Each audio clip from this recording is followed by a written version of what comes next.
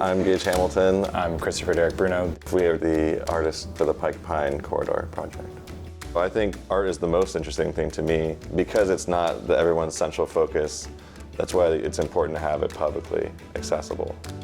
I had been working a lot just in the public art field, mostly murals.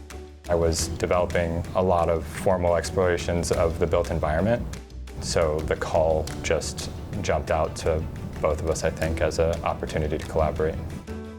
Sometimes public art is an object that's placed within the environment for display, and it feels like and the city is the gallery, and you find objects throughout, or these landmarks, whereas the Pike Pine Corridor was a call for a way of supporting movement through space.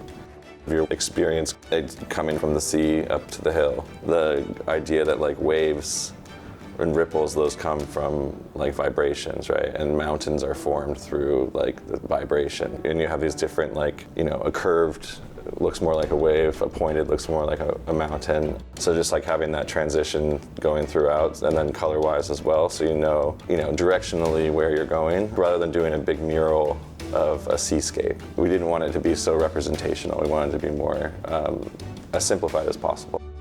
Everybody goes down to the market.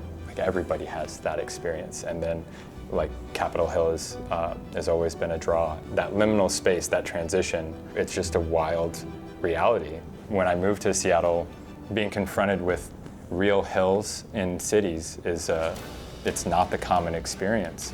And Pike and Pine Street, they weren't regraded. The experience of living in the city, or the experience of that happens in between the place where you start and the place that you're headed, is also this key moment that actually shapes or grounds your understanding of space and place.